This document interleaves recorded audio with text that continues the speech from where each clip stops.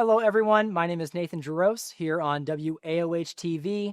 This is a conversation with the Summit County Sheriff Kandy Fatheree. Thank you so much for joining us, Sheriff. Thanks for being here. Thanks for having me. So my first question is just a little bit about yourself. So what inspired you to pursue a career in law enforcement? Well, it's interesting because I never told this until after I started running back in 2019.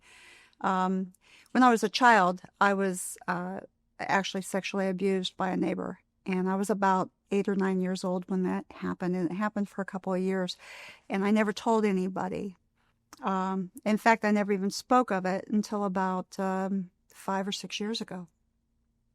So my parents, nobody ever knew. But I always wanted to be a law enforcement officer because I wanted to go after the bad guys. I wanted to get those kind of people and others off the streets. I just always I was victim-centered, and I had wanted to be a law enforcement officer since a little girl. I just didn't end up doing it until after I was in my middle 30s. And I'm sure that experience that you had helps you relate to a lot of victims that experience difficult circumstances, and it's a perspective that not many people have, but one that you share. So what values do you lead with in your role as a top law enforcement officer in the county? I think honesty, integrity, character, commitment, vision, all of those.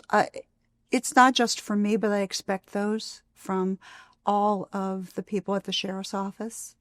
I think that if you are genuine, if you love what you do, and you honestly want to make a difference in people's lives, then how you hold yourself, your character and your integrity, your honesty, your word, they all matter. And they will all be portrayed as you move forward with, working with the community and with others. Now, you help run the law enforcement department over the county. I know sometimes there's confusion about the city police departments and the county. Could you help share kind of the differences between what you oversee and what the county does versus maybe a municipality police department? So, first of all, sheriff's offices are an elected office. Okay, so I'm an elected officer. But we are the only law enforcement officer or agency in the entire nation that is elected. Every law enforcement agency, from the federals right down to the municipal level, are all appointed by somebody, whether it's the president or a mayor or a board of trustees. All police agencies are all appointed except sheriff's offices, and we are elected by the people. So that's a distinct difference.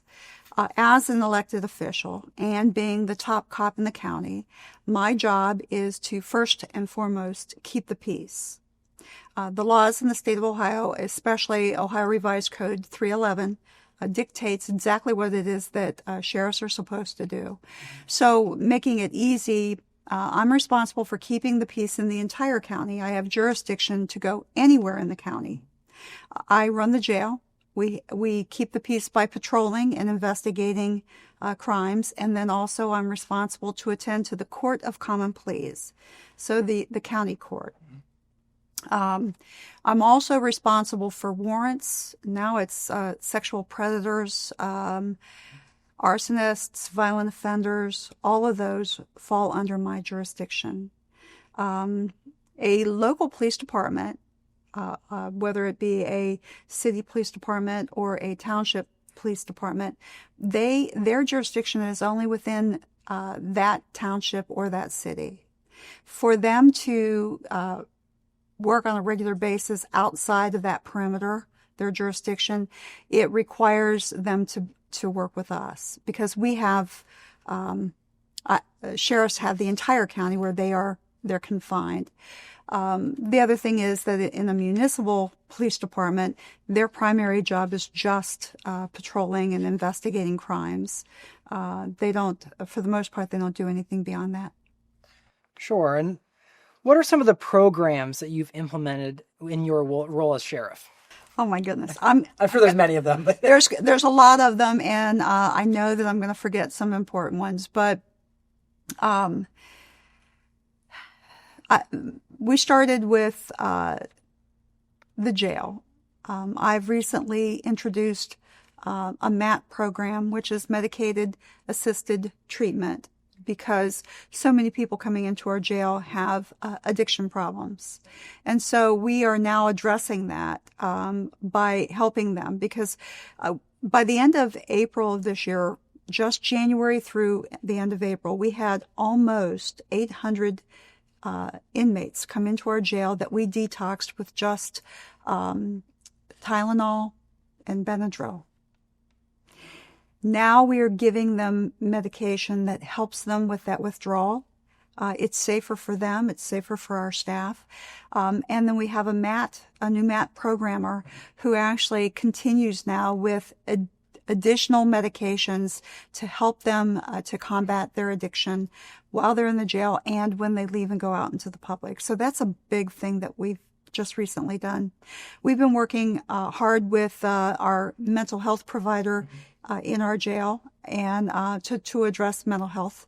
And one of the things that I had said when I was running back in 2020 was that a lot of the people who come into our jail have a co-occurring illness, which is mental illness and addiction. And a lot of them are homeless. So we started a program called Thrive and Thrive House that addresses the individual needs of each person who comes in that works with this program. It's totally voluntary. But it gives those that are homeless an opportunity to go out. We have Thrive House, where men are able to leave our facility, go to that facility, have a home until after they get a permanent residence, and they can continue receiving the care and the treatment and assistance that they need. My goodness, what else have I done? We've added a canine unit. In fact, I just swore in for 4 canines this morning, giving us a total of 10. They are, the canine unit at the jail is there to detect drugs coming into the jail and then drugs that may have actually leaked into the jail to make sure that we get them all and keep everybody safe. Wow. I know I'm forgetting some. Well, I think you gave a great overview of some of the proactive measures you've taken, because I know it's very easy to look at law enforcement as being a reactive industry, that when someone commits a crime or a wrongdoing, law enforcement responds. But it's also great to see initiatives like Thrive, where you're proactively trying to come up with ways of supporting people maybe before there is a challenge with the law or they make maybe an unhealthy choice. Yeah, in fact, as you said that, one of the other things, or 2 other things that we've done is I've brought the building trades have been coming into the jail. And the building trades are there specifically offering jobs to all the men and women that are inside the jail. And then we've also started partnering with Stark State Community College, and we are going to be offering educational opportunities for future employment, where they'll help them get their Pell Grants and get them enrolled in classes that will give them a fighting chance to get a good paying job. Right. Because the biggest reason why people end up offending is if it's not addiction, it's also homelessness and joblessness. Right. And once you've gotten into that cycle, you can't get another job. And so we're trying to get them jobs, help them with homes, help them with education. And the objective is if they have all of those things, they won't reoffend or they're less likely to reoffend and come back. It saves the public money. It puts money back into the economy. It changes people's lives and their families' lives. Right, that should be the goal, right? I mean, they're human beings that have challenges, and sometimes they may not see a direction or a route, but when you're able to help guide them and provide that option, it gives them that hope of something better than just resorting to maybe what they previously knew. So I loved hearing that. That's correct. Now, I guess a broad question here, but how is Summit County safer these past few years with you as sheriff? Well, we've helped to reduce the crime. Some of the things that I've been doing in the jail to address those individuals who have been committing crimes, it's beginning to work because our recidivism is slowly changing. We've added, as I said, canine units to out in the public. We've increased our patrol efforts. We have deputies that patrol the entire county now. We've got SROs in schools. We've added a dive team, a drone team to address issues there. How does the drone program work? I'm just curious, like, how is it being implemented? Oh, well, predominantly is we've used it more so with children that have disappeared. Okay. You know, sometimes autistic children have a tendency to leave, and they always wander towards water, and sometimes it's difficult to find them. So the drones are very beneficial in us being able to track people and find them before something tragic occurs. Right. The dive team is, you know, sadly enough, we've had to go in the last couple of weeks and assist in water recovery. And then we've got canines that are out on patrol now. We've increased canines with our bomb unit. We've added fugitive safe surrender. We did the first one that we'd done in like over 10 or 12 years, reducing the number of people out on the streets that had warrants, helping them to clear up those so it keeps them, the public, and law enforcement all safe. We've done a gun buyback program a couple of times to help get guns off the street. We've added a gun violent task force to help to get guns off the streets and out of the hands of kids that are using them and gang members. We've also added a bulk drugs and money. It's specifically geared towards the cartels. Okay. and the problems that they're causing in our community. We've also increased our human trafficking as well, which helps to keep the community safe as well. So we have a laundry list, and those are just a few of the things that we've been doing. Well, thank you so much for sharing all of those insights. Now, I know there are some communities who are often skeptical of law enforcement. So what are some steps being taken to build relationships and trust with those communities? Well, one of the first things that I did was bring Faith in Blue to Summit County. Now, Faith in Blue was an initiative that was started down in Atlanta. There were the brown and black communities down there were at odds with their local law enforcement. And so a pastor down there felt that it would be a good idea to try to have what he started out as a weekend of community relations and conversations with law enforcement and the community. It is morphed into a huge event that takes place in October every year, and it's across the entire United States. But in Summit County, this will be our 5th year, and it's gotten bigger each time. It's a community event. We have held it at Hardesty Park in Akron on I think this year it's on the 4th of October, the first Saturday.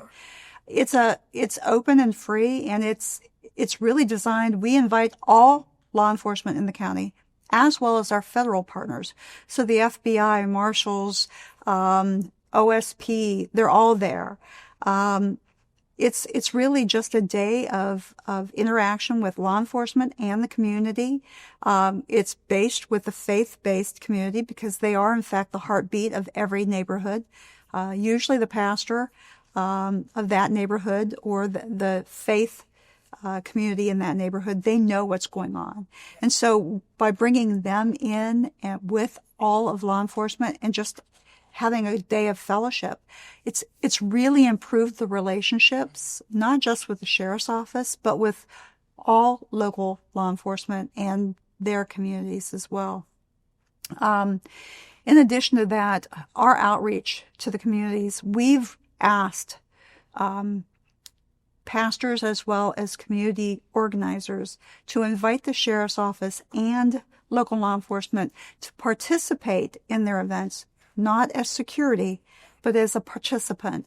And so we've been asked to go out to more, and in fact, so many community events that sometimes I don't have enough staff to be able to get to all of them. We'll have 3 events that we'll do on Saturday alone. Plus, we've got 2 events that we'll do this Friday. So it's become really a huge partnership. And the other thing that happened is, when Jalen Walker, when that incident occurred a couple years ago, there was I saw an extreme need to try to bring the faith-based community and law enforcement together. And so I was able to work with some of our local pastors and Akron Police and some of the other police departments to try to have dialogue. And I hope that it continues. It's the only way that we as a society are going to be able to move forward is trying to bridge that gap and have everybody realize that, look, we're all in this together. We're not enemies. We're all trying to do the right thing. And we each need to see each other's perspectives, law enforcement's perspective as well as the community's perspective, and have mutual respect for one another. Nobody wins when you're fighting and when you're yelling, because when you yell, no one listens. Right. So it really, the dialogue was really important. I continue to encourage that. The other thing that I did was I've hired and promoted more women and minorities and new citizens in especially the sheriff's office than any of my predecessors ever had. In a very short period of time, we really increased the diversity within the organization. And I've found that by being able to do that and bring in different perspectives, that the sheriff's office in and of itself, they all seem to have, the deputies seem to have a better understanding of one another and more tolerance. And I think that has improved because overall our uses of force have minimized as a result of it, because we're learning to communicate, not just with the inmates or the public as in general, but also each other.